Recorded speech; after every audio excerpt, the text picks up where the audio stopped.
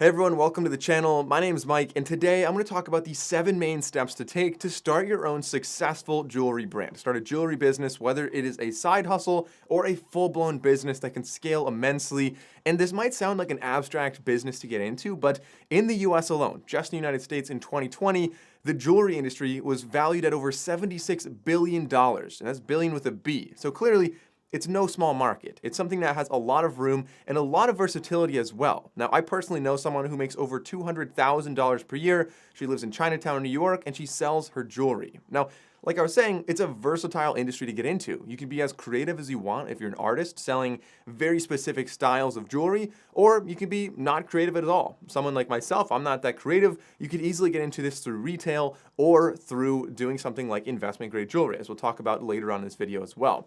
You can also have a lot of versatility in how you actually deliver your products to customers. You can do wholesale, local, you can do shipping online, direct to consumer. You can start small, you can go big. Like I said, you really have a lot of options, which is why it's really such a great industry to get into if you're looking to either start a small side hustle, monetize an audience you have, or if you have a dream of having a large company. All of these can be done through a jewelry business, a jewelry brand. So in this video, we have 7 steps to talk about. I'm going to dive right into the first one.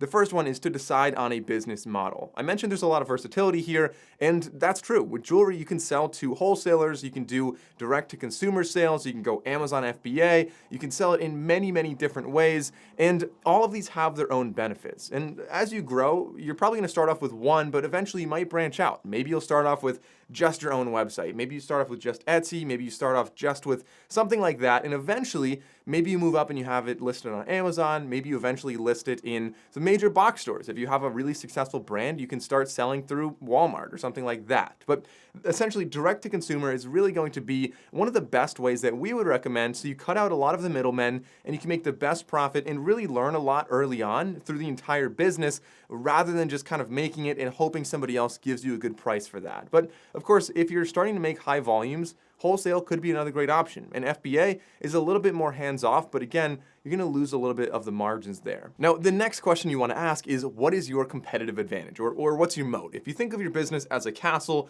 with a moat around there, the moat is essentially just a term used to describe what is keeping others away from getting to your castle. What's keeping other companies from making the same thing as you and stealing your, essentially just undercutting you and stealing your business. And so you can kind of split this in 2 sides.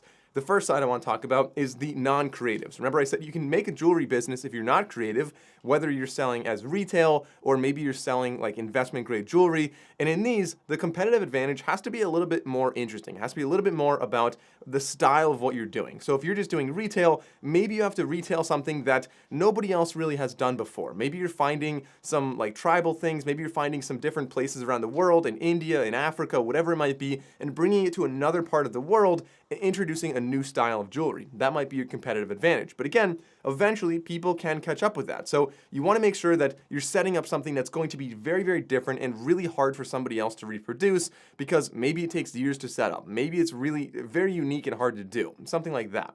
Now, if you're doing investment grade jewelry, this one is going to be the most difficult, because essentially what people want is as much value from the metals you're using, gold, platinum, silver, whatever it is, and they don't care as much about the design. Maybe they do, maybe they care about what the design looks like, but really investment grade means they want to put their money somewhere that's going to retain value. So in this situation, maybe it's going to be more about your business model. Maybe you have faster shipping, maybe you have a really easy buyback program where people can buy it from, or they buy the stuff from you, and it's investment grade, so they want to hold the value. So maybe you say, guaranteed, if it comes from us, we will buy it back at minus 10% or something, right? Something that is going to give them a lot of security, and they can say, oh, I'm going to buy from you because I know it's going to hold value.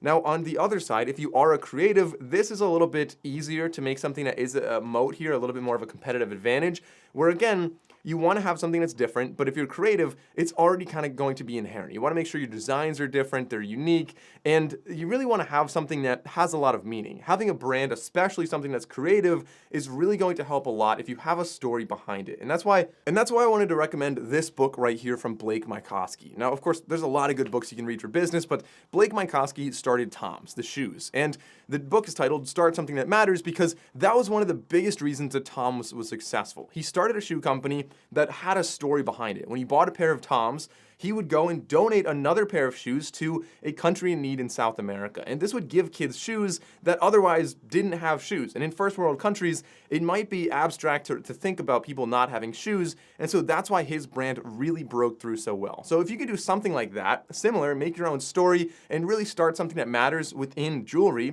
you don't have to, but for example, if you're doing something with fair trade, if you're doing something with other countries and just kind of having a good story behind it, ultimately that's going to help your brand find major success down the road. But like I said, you don't have to do this. There's many ways, there's really infinite ways to have your own competitive advantage. But moving on, you want to know why people should buy from you. Of course, there's so much competition out there.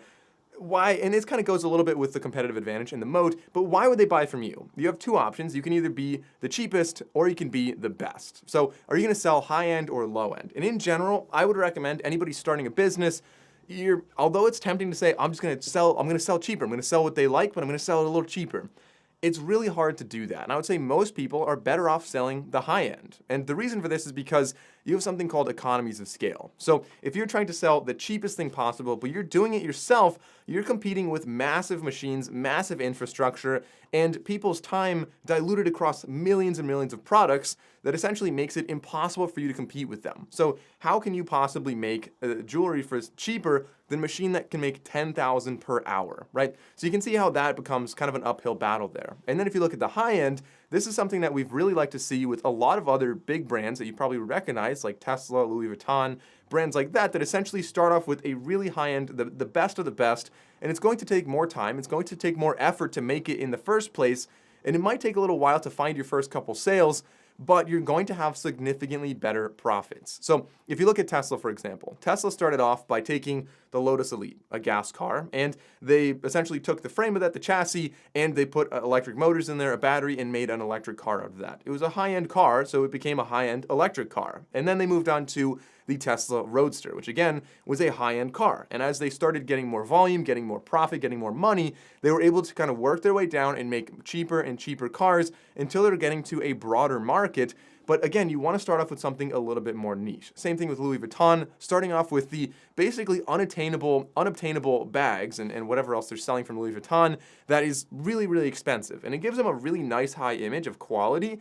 And then over time, they can start selling cheaper and cheaper things so other people can get that. And I think that's a really good business model to follow whenever you're starting anything new that is a product, and especially with something like jewelry. Making something that is more expensive and you make fewer of them and it has a strong story behind it, has a lot of meaning, and it's a little bit more rare, I think in general is going to find more success for you. So tying in with that, you want to know who your target market actually is. If you're doing something like investment-grade jewelry, it's obviously going to be very, very different from something that is a horoscope necklace, right? Where one of them would care more about the meaning behind it, they don't really care about the materials, and the other really just wants to retain value in the materials. So you want to make sure that you're not going too broad. Much like I was saying with the Tesla or Louis Vuitton, you start off with a very narrow market, exactly one thing, and over time, maybe in 10 years, maybe in 20 years, as you grow, you can start tackling a larger market. But you really want to make sure you're getting a very, very niche thing, something that has a strong story behind it. And that's essentially going to be how you choose the overall big picture of your brand. That brings us into number 2 on this list, and this is the name and the legal aspect of your business. Now, this you can kind of bang out within a couple days or a week if you do it right. And essentially what you're doing here is you're making a business name, and you're setting up some of the background stuff. Now, you might ask, why would I want to start a business instead of just selling it under my own name, which is a fair question. It's a lot easier to just go and start selling things under your own name, but there are a lot of legal and financial benefits to having it set up through a business. But before we get to the business, let's rewind a little bit to the name of your business. So when you're brainstorming a name for your business, you have a couple options on how you can really set this up. Now, of course, you've got infinite options for what the name is, but essentially there's really 4 main ways you can make a business name. So you can have essentially a play on words, you can have adjacent topics, you can have a made-up word, or you can kind of have misspellings. And all 4 of those are going to be great ways to find something that you are able to trademark without having to step on anyone else's toes or deal with any kind of legal, anything hairy there. But of course, whenever you're coming up with a name, we recommend, and we have a link below, the US Trademark Search website. Now, this is going to make sure that whatever name you come up with is sufficiently different from other trademarks out there. So if I come up with like a handbag thing and I want to call it Louis Vuitton, I'll look it up and realize that business already exists. And you can't have anything even similar to that. So you can't be like Louis with like two eyes in it, Vuitton. Like, it's going to be obvious that you have to be sufficiently different to avoid lawsuits. But the reason I was saying misspellings, adjacent topics, a play on words, or a made-up word are really going to be 4 great ways to make a business is because if you're selling books and you just call yourself the book company, it's going to be a lot harder to get that trademark. 1, because there's probably a lot of really similar names to that, and 2, because it's really hard to get trademarks for very generic terms. Like the book company, it's going to be hard to do. Not saying it's impossible, but it's a lot easier if you find a play on words, especially for something like jewelry. And you either, if you're doing like horoscopes, maybe you're like the astrology something, right? You want to kind of pick adjacent things. Maybe you are the name, like named after some constellation or something related to your brand. You can misspell it. You can somehow make things a little bit different. And out of these 4, I would say my favorite is the made-up word. Nate and I have spent hours and hours for different businesses we had looking through old like Latin dictionaries, obsolete word dictionaries, just random character generators, finding words that did not exist that were easy to pronounce. But that way you don't have any meaning, you have nothing to compete against, and it's a totally made up word that's completely yours, and you can just own that word. That way you have better search engine optimization. If somebody types that in, they only find you. There's no competition at all. And essentially, it's going to be a wide open canvas, a blank canvas. You can do whatever you want. But getting back to that other question we had about setting up a business versus doing it as yourself. So doing it on your own, depending on where you're located, might by default be categorized as a sole proprietorship. Sometimes you need paperwork for that, but really what's more popular instead is a limited liability company. Now, of course, this is not legal advice. I can't tell you what to do. Always consult a legal advisor before doing this stuff, but a very popular way to set up a business is a limited liability company for several main reasons. But the first one is that it's a limited liability company, meaning the first 2 words, you're limiting your liability. So if you sold some jewelry, say it was a necklace, and for some reason, somebody bought the necklace and went into some kind of allergic reaction to some material in there, and they tried to sue you. Well, if you were a sole proprietor, if you were just selling it as yourself, they could take your stuff. They can take your bank account, they can take your house, depending on where you're living. They can take everything from you, and you can end up basically living on the streets. Whereas if you have a limited liability company, and if you run it correctly, meaning you don't trade too much between yourself and the company, like you keep it as a separate entity, then somebody's going to sue your company and not sue you. So in the worst case there, you would lose the company, but you would still keep your house and your clothes and all of your stuff. You get to keep that. But the company would go out of business. So that's a way of isolating yourself from your company. It definitely provides a lot of security, and it's why a lot of people like to do that. But additionally, you have some other benefits with running a company as well. One of them, of course, is that it gives you a lot of opportunities to open things like a business credit card, so you have a line of credit there, different business banks to kind of separate your money and your business's money, which makes it easier to track things.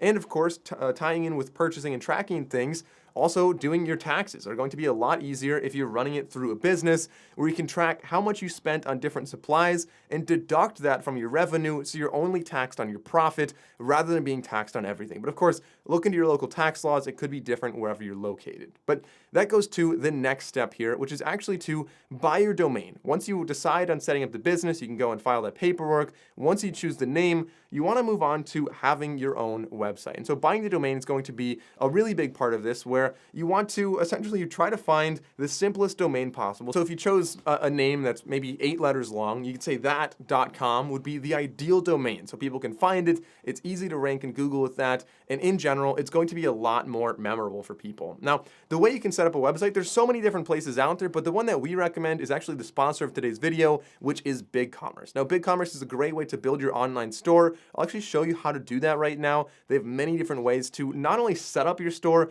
but also manage your store. They do a lot of the back-end work for you, from tracking inventory. So if you order 100 items of something, you can just tell it, hey, I have 100, and every time you have an order, they'll keep track of that and tell you when you have low stock, so you don't have to go and check your inventory all the time. Additionally, they integrate with a ton of different services out there, from email marketing services to ad services, and they really make it easy to make your website, manage your products, and manage your customers as well, giving you contact information, shipping information, everything you need for your customers, all in one dashboard. So that's why we like to use BigCommerce, but I want to show you guys, I have a full tutorial on all the details to this. It's like an hour or two long, but I'll give you a quick rundown of how to use BigCommerce and how to set up a jewelry store using BigCommerce. And then after that, we'll dive into some of the other more nuanced details to find more success with regards to marketing and things like that. But let's head over to my laptop right now and set up that BigCommerce store. Okay, so we can start off by going to a new tab on our browser and typing in santralmedia.com/BigCommerce, or you can click the link in the top of the description. It'll bring you over to santralmedia.com/BigCommerce. This will give you a free trial with BigCommerce. Gives you a great way to start with your website and then eventually upgrade whenever you're ready. And here it's going to ask you your first name, last name, phone number, email, and it's going to ask you some questions on the bottom about have you started selling anything and like what your business size is. You can answer that, but honestly, it's not going to make a huge difference further on down the road. You'll end up going to the same place no matter what. Then it's going to say your store is being created. They'll have a couple extra questions about do you have an existing website? Yes or no. What are you going to be selling? And this is really going to help you find the right theme. So try to find the closest thing possible. Obviously, we're going to look for jewelry right here, but other than that, it's really not going to be essential that you find the perfect thing because any theme can be customized however you want. Then we'll say finish, and it's going to eventually bring us over here to the dashboard. Now, BigCommerce has a nice little thing that says start accepting orders, and they kind of walk you through the basics. You can go and add your products, you can set up how to ship, you can set up payments, and then set up your tax rates as well. And all of these are really going to make it a lot easier for you just walking through this one at a time. Obviously, adding products being your first one, you need to figure out what your products are and actually take some photos of your products, whether they are from drop shipping or whether they're white labeled, or if you're just making them in-house on your own. These are all going to be things that you want to have pictures available so you can set up these products. But of course, like I said, I have a full tutorial. You can dive into that there, and I'll show you every single step you need to know about how to set up all the little settings on here. But basically, the first thing you want to do is go over to the left, click on products, you can view them, and by default, they're giving us a lot of products just in this template, this fake website that they're starting us off with, and so we can go and delete all of these. We don't need any of these obviously we're not selling these, so we can go and delete all of them first. And then we can click on add a new product, and from here, this is just going to be a basic physical product, and you can see on the left side, we have a lot of different things. They're all going to be on the same page if you scroll up and down, but essentially, we can say, is it visible on the storefront? The answer is probably going to be yes for all of our products, unless you're selling something privately to somebody else and you don't want to show that here, but whatever it is, you can have product name, and from this example, this is actually from a previous website I made where I was selling, for example, a bag of coffee, and so you can have the product name, you can have a stock keeping unit, or SKU for short. You want to make sure you have that so you can track your inventory. The product type, this is obviously a physical product, and you can choose a default price for this as well. The default price is either going to be charged, or if you have a sale price, you can have essentially, it'll be crossed out and show a different price. You can choose the brand, so if you have some kind of brand, if it's retail, that's where you'd add that. And then of course you have your weight. And then below that, we can add our description. Now in the description, you can see that there are quite a few different editing tools here. So you can have bold, underline, italic, you can add links within there, you can change the font, you can add numbered lists, bulleted lists. You have a lot of options, and I recommend you really flesh this out as much as possible to tell the full story about the products you're selling, about the jewelry you're actually selling. And so this is really going to be a great place for this. But you don't want to really embed, you can embed pictures in here and videos, but really you'd want to have that below in the images and videos section of your website, of course, because when you're looking at a product, you want to have a slideshow of images, not so much have images down in the description. It feels like that's kind of a strange place for it, but you know, sometimes people like to experiment with a little bit of both. I'm going to talk a little bit more about images in just a minute, but you're going to add whatever images you have here, and then down here, product identifiers are going to just be really if you're retailing. Now, remember I said there are different ways to sell jewelry. One of them is retail. If you find them from something like Alibaba or something that is maybe a bit more of a name brand, you can add things right here. You can have global trade item number, things like that. And of course, down here is the pricing. As I said before, you've got the default price, and you can have some tax information as well. And we can also track the inventory. This is something, if you don't just have one of each, tracking inventory would be a really useful thing. Below that, we have variations, so you can add a variant, and this could be anything that is any kind of different version of your product. So it could be like the color of it, it could be the size of it, whatever it might be, you can choose how this is going to be set up. And this is something I really like about BigCommerce, is that they have different ways to have variants. So right here, we can have radio buttons where they can select which one it is. So in the coffee example I was using earlier, it could be finely ground, it could be coarse ground, it could be just whole beans, whatever it is. and you can choose for each variant a different picture. So if you're talking about jewelry, maybe you have a silver version and a gold version, and you have different pictures and different prices for both of those, which I think, again, is really useful. You can do that. Customizations would be something a little bit different yet. So this could be like a text box, a checkbox, a file. So if you're having like an engraving on a ring, for example, you could have that right here. Or if you have a monogram on a necklace or something like that, you can add that right here. So that's something that essentially is going to be a very powerful tool if you're making more custom jewelry. And then lower down on the page, we have search engine optimization, which is going to essentially allow you to be found on Google. When somebody searches for something on Google and they find your product, how is this going to be listed on Google? You'll have a title, you'll have a URL, and you have a meta description. So the title is going to be essentially the dark, like the blue text that's highlighted on Google. And then below that, you'll have your meta description, and the URL slug is going to be whatever your website is, .com/that. And usually I just make that whatever the name of the product is. And that way when somebody looks it up, it's easier for them to copy and share the link. It's also easier for Google to identify it. All around, just cleaner for the website as a whole. Now, before we can actually list and sell this, I said there are 15 days on our free trial, but we want to go and select a plan. I want to talk about the different plans you have with BigCommerce. And of course, right here, you can see that there are different plans depending on your business size. They vary a lot from $30 a month all the way up to $300 a month. And so, of course, this is going to be a really big difference in how big your store is. So as you start to sell a lot more, it's definitely going to be more appealing to have the $80 or $300 a month plans. But when you're getting started out, I think most people would probably be best off with the first free month and then $29.95 per month. It gives you really what you need, and at the same time, it doesn't break your bank when you just getting started out. But there are benefits you'll eventually see with the bigger ones out there. But of course, first of all, you see there are no additional transaction fees. But with the more expensive ones, you'll be able to sell a little bit more in sales per year. You'll be able to have things like a custom SSL, a lot more advanced things, and more control over your website. But in the beginning, you still have a full-featured online store. Like I said, no additional transaction fees. You've got all the different sales channels. You got coupons, discounts, gift cards. You have everything you really need to get started with the standard version, which is why I recommend doing that. So we'll go on down here and select the standard version for this, or actually go back up and click select standard plan. But like I said, you get the first month for free, and then after that, you'll be billed for that monthly cost. And that should funnel you over to this page right here, which is going to offer you to get a domain. Now, you can get a domain from some other source. There are many other sources out there. You can go to GoDaddy or Namecheap or Google Domains. But in general, I usually just do it directly through BigCommerce or really whatever website builder I'm using, because I find it to be the easiest way to do it. It's so easy to integrate. You don't have to spend a lot of your time looking for DNS pointers and dealing with all of that.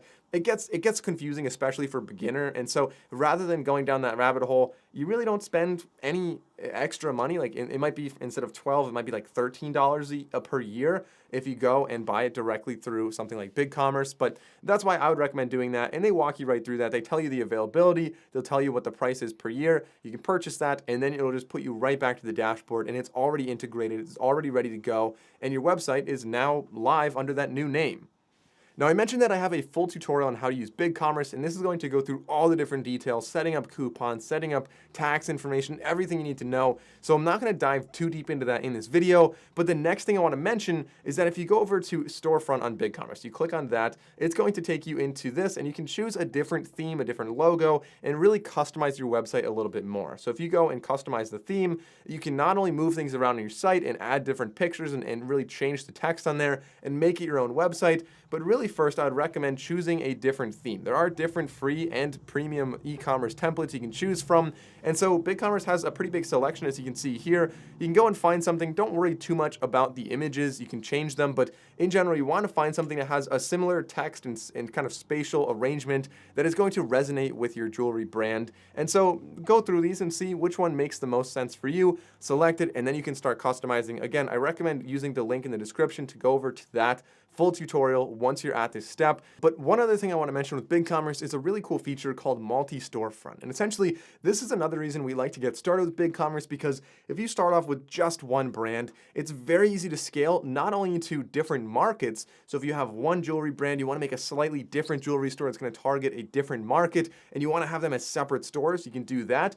Or you can also go, and as you can see right here, you can have unique brands, you can have different segments launching in different regions. Maybe you have a different version that's going to have a different currency, different prices in another part of the world. Maybe you have different shipping for that. Whatever it might be, multi-storefront is a really powerful tool, as you can see here, that essentially multiplies your brand, not just from where you are, but into different markets, different target markets around the world, around different demographics, around different interests. So again, we'll have a link to more information about multi-storefront in the description below. And that brings us to the next segment of your jewelry brand journey. Now, this is going to be sourcing your products. Depending on how you're trying to sell these, your products are going to come from different sources. And there's really 4 main ways to do this. You can do this as retail, which is directly buying something, holding the inventory, and then selling it. This is going to sometimes have better margins than the next two, but is definitely a lot more work and a lot more risk by buying the inventory, which is why some people opt for the second one, which is drop shipping, which essentially means you have a deal with the manufacturer. When somebody orders from you, you tell them, they ship it. That way you don't have any overhead. You didn't buy the inventory. You're not stuck with the inventory.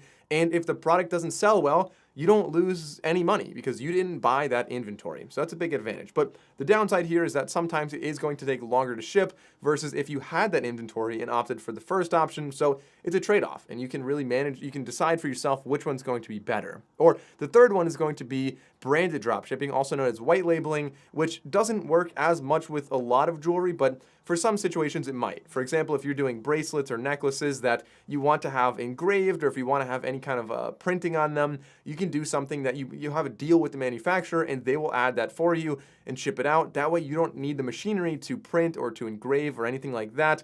Or really the fourth option, which I think is probably going to be the best for the most people out there, is actually in-house manufacturing. That is making your own jewelry. This is going to ensure that you get better quality, that you have a more artistic touch on it. You're able to have a little bit more control over what things are and make exactly what your brand is really supposed to embody. Now, if you think back and remember to the beginning of this video, I mentioned that I knew somebody that made $200,000 per year with her jewelry brand. Now, essentially, she makes it all herself. She bought a little saw, she bought a little drill press, and started off on her own, which is a lot more hands-on. You need maybe a garage or a little bit of space for this, but eventually, as you scale, you can start buying some bigger equipment, some more automated equipment, and make it a lot easier if you really scale up. But in the beginning, it is pretty affordable to go and spend maybe $80 on a drill press, maybe buy some cheaper equipment and just get things started with just that, rather than working with other brands or Alibaba or something like that. Because as I said, if you're doing drop shipping, retail, branded drop shipping, whatever it is, Alibaba is a very popular place to buy these, and that's what a lot of people choose because it is very affordable, it's a lot cheaper, and you can sell them for higher prices and get a pretty fat margin there. But with that, you will have some hurdles. Of course, language barriers, depending on who the supplier is, a lot of them are international, and they might not speak English, so that could be a hurdle there. You could have shipping problems as well, like I said, or you could have other essentially geographic problems, such as if one country goes into a lockdown for some kind of health pandemic reason, like what's going on right now, then maybe you have some supply chain issues that you could be facing. But regardless, I think in any situation, it's usually better to source everything and make it yourself in-house, like I said, and you could either sell it on your store, like I said, with BigCommerce, or if you don't want to go through the trouble of making a store, you can make everything yourself and sell it on eBay or Etsy or in a market in person. You get to sell things physically and never have to list them online if that's the style you're looking for. Now, when you're actually making the jewelry, you might say, I maybe know how to make some jewelry, but not really well. Well, just like how you're learning to make a jewelry brand right now, you can also learn how to actually make jewelry on YouTube. There's a fantastic platform that has a lot of really intelligent people making all styles of different jewelry, and tying in with this, it's also a big opportunity for marketing for you. Once you start making your own jewelry, you can film this, you can make videos about it, and you can really go with a bunch of different routes here where if you make a channel, whether it's on TikTok or YouTube or Instagram or anywhere like that, and you just make videos about yourself making the jewelry, first of all, it is free marketing for you. You're growing your brand. You're having organic free marketing that spreads the word about your brand and increases your customer base. But also, it can be an additional source of connections and income and whatever it might be. And you can choose really what style you're looking for. Some people might go for more of a laid back, like play some music to show you as like a time lapse making the jewelry. Maybe it's a lot more like vocal and you're talking about what you're doing step by step as a tutorial.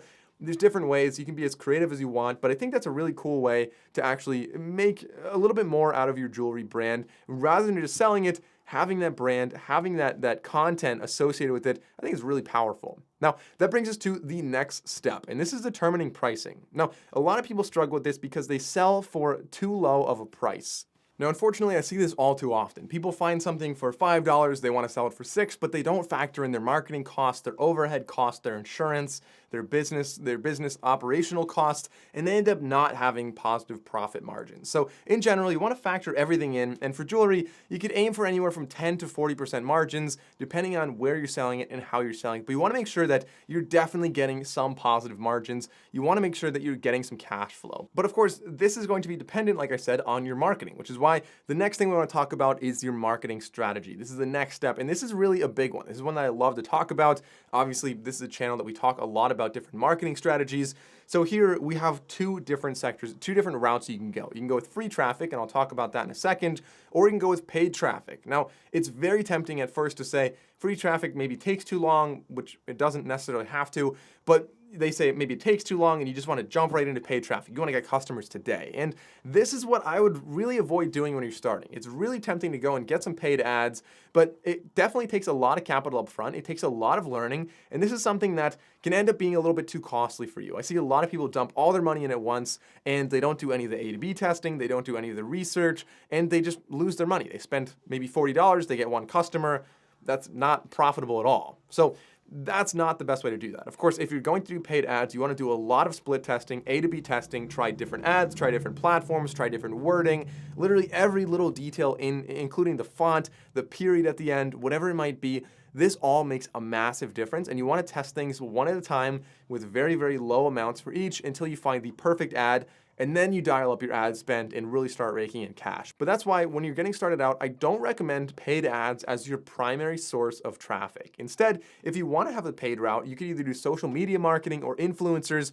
Influencer marketing, I think, is really one of the most powerful and still very undervalued markets out there, where if you're a very small jewelry brand, and I think this is a great example, actually right back here, I know I keep grabbing things behind me, but this right here was from an artist. And here, actually, I'm just giving them another organic plug here, but this was an artist that sent this to me and said, hey, Mike, I made this, I want you to, I want you to have this and maybe share it in your videos or something. And so I said, you know what, I really like this. I'm happy to support a small artist. I would love to put this behind me in my videos. I have a tech review channel. This is a disassembled iPhone 4S. So I thought that's a really cool thing to put there. So in return, I put a link to them in the description. People see it, they ask about it. It's a really cool way that they get some free organic marketing just by sending me that. So technically it's not free, they paid for shipping, but it's a great way for them to get some exposure. And similarly, if you're selling jewelry, maybe you could go and have influencers wear your jewelry and add a link to you in their description. Maybe you could pay them a little bit extra and have them give you a shout out in their videos, or maybe pay an Instagram influencer to make a post and again put a link to you in their bio or whatever it might be. And so that's a way to go about a paid action here. But alternatively, you can also do this in a free way. I mentioned earlier that you can make an Instagram account or YouTube or TikTok. YouTube and TikTok are probably going to be a little bit more successful in my opinion right now. And these could be just you making your essentially making your jewelry, or if you're doing, like I said, if you're starting something that matters and maybe you donate something every time someone buys something, you can make videos about you doing good. And as long as they're viral style videos, if you really know what you're doing and figure it out and start making videos that go viral, people are going to love your story. They're going to want to support your story. And this is like what you saw. You know, the bracelets that support the ocean cleanup, people were buying them, and that's supporting that. Now, that's a little bit different because it is kind of a nonprofit, but you can essentially have a good story and also get a lot of marketing and do a lot of good in the world while going viral on the internet and having a totally free organic marketing strategy. Now, that's big picture. You don't necessarily have to do the Blake Mycoskie style for your business, as I keep saying, but starting a YouTube channel, at the very least, to show how you're making it or talk about what you're doing, can add a lot of character and add a lot of depth to your brand that can make people want to buy more stuff, buy things from you and give them as gifts to other people and really feel like they're a part of your community. And that brings us into the final topic on your journey here. And this is actually taking photos of your products and different miscellaneous things you need to know about your brand. So I said earlier, when you're making your website, you want to have photos. And this is something that I see all too often. They're so close. They make a great product. They make a great book, whatever it might be, and they just miss with the photos. They don't have good photos of their products, or they only have one photo of their product. So when taking photos of your products, there's really three main setups that I would recommend that you could choose between. The first one, the easiest, is just having a model, whether it's you or somebody else, wearing your jewelry. You can take pictures of it on an actual person so you can see that. And you want to make sure you're doing this in good lighting. Don't do it in your house near a wall. You want to do it either near a window or maybe outside in a shady spot somewhere it doesn't have hard shadows. Just look up a quick photography video on how to take photos of different products that people are wearing, and you'll quickly see how to do this. It's really not that hard, and you can use your phone. You don't have to buy an expensive camera, but if you want to maybe borrow someone else's camera, that could help a lot as well. The second setup, this one is going to be if you essentially have like a little mannequin thing. If you have, like, for example, necklaces, you could buy like one of those little mannequins that a necklace sits on, like you could picture maybe in the mall. And you could take this little mannequin, buy it on Amazon, for example, and you could just set it up in a nice little place that looks aesthetic, whether it's on a table with some flowers behind it, something like that, that again, has good even lighting. It's not a grainy dark photo, and something like that could be a good setup. Or the third one, which is the most consistent and requires the least effort, would require you to spend a little bit more money, and you can buy like these little photo boxes, a little photo booth. It's about 1 foot by 1 foot, a little tiny cube, and it's all white in there. And essentially, you can just place your product in there. You have a little lighting on there, so it's nice, even lighting, and you can take photos that all look very, very consistent and really focus in on the jewelry you're actually selling. So again, I'll link to these in the description below, but if you found this video helpful, please consider liking and subscribing. Again, I'm Mike O'Brien from Santrel Media. I wish you the best of luck on your jewelry brand. I really am excited to see what kind of stuff you guys make, what you're selling, and I wish you the best success out there. Thanks for watching. I'll see you next time.